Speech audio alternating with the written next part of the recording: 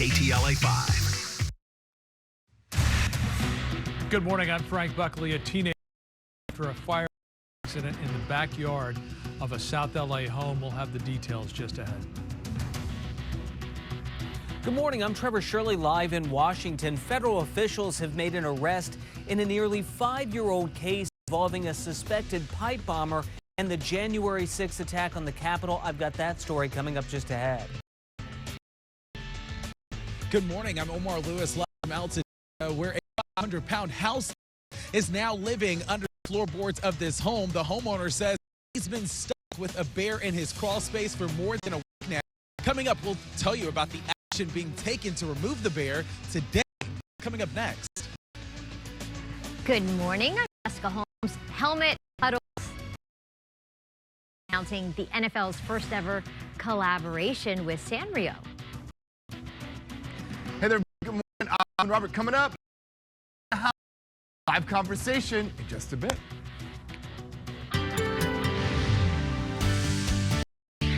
What a beautiful morning in Southern California, clear skies. Temperatures gradually warming up. It was overnight, but these numbers are warming up. Coastal will have a daytime high of 69, 72 downtown. San Fernando Valley up to 71 degrees, 72 Orange County inland, Inland Empire 68, and the high desert with a daytime high of about 58 degrees. And windy in the desert. Frank, back to you. Today, federal officials set to announce the arrest of a suspect believed to have put 2 pipe bombs the night before the January 6th Capitol riot near Bio. KTLADT Trevor live in Washington with more on the development. Trevor, good morning. Frank, good morning. Well, this is a law enforcement for years, but now officials say they have a suspect in this appear in court as early as today. Now, according to our sister network, the arrest happened earlier today, and the suspect is a Virginia. According to the Associated Press, the suspect's name is Cole, and federal agencies, including the FBI, are searching a home in Wood, Virginia. That's a suburb of Washington, D.C.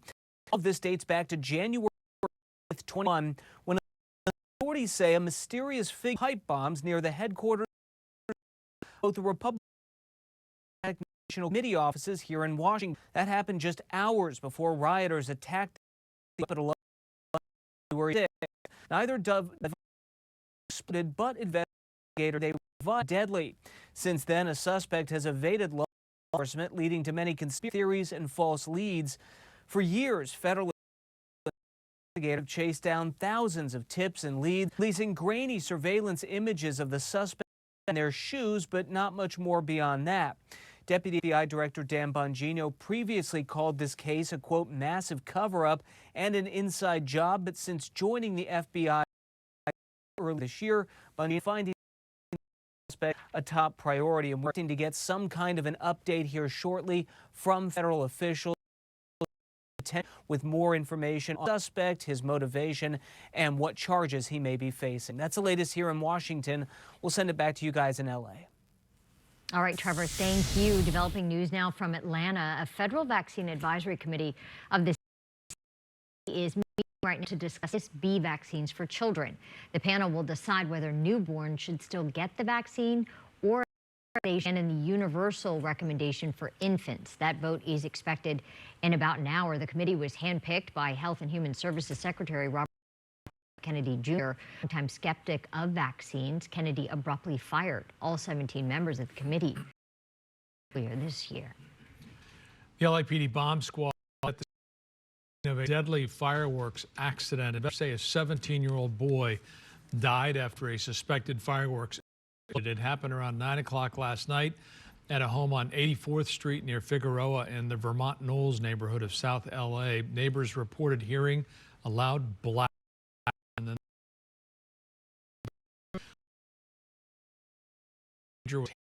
the explosive when it went off.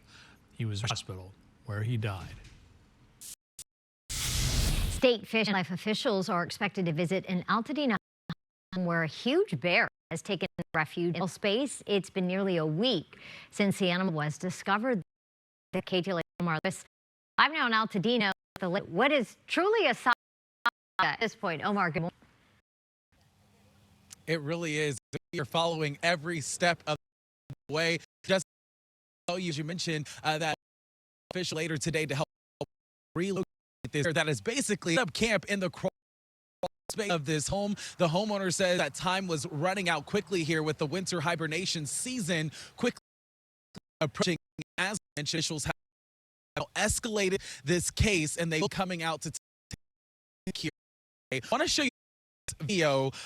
You have seen this. Take a look. For more than a week now, the massive black bear has made himself right at home in the space under this Altadena house. Ken Johnson says the bear kept going every growing bolder and settling deeper. He says he reached out to the California Department of Fish and Wildlife. Felt he during this been limited teams available to he was so desperate, started thinking about taking matters into his own hands to get this bear out. After days of pressure, however, state wildlife officials now confirm that they are taking a closer look at his case. I thought Friday when I called them they'd be out and would work. They've only got 2 field men and they're busy doing bear, but you know, unless it's, you know, vicious and injuring or something, really drag.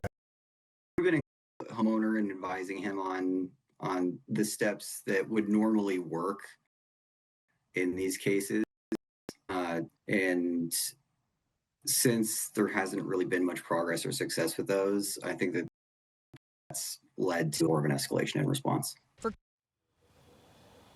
Wildlife experts say the goal is to figure out if this bear can be safely relocated or another approach needed to push him out before he settled in for hibernation. And for Johnson here, that shift that can't come fast enough. He wants this bear out with a 500-pound neighbor sleeping under his feet. He says he just wants his home back. Back out here live, speak to the homeowner, Ken Johnson. This tells me that he is doing everything in his power is out of his house, including making loud inside this morning. So nothing, and the bear is still under there. Again, those wildlife officials expected to make an arrival here later on today. Of course, we'll bring you that part of the story as soon as it unfolds, but that is the latest for now. Live from Altadena, I'm listening to you.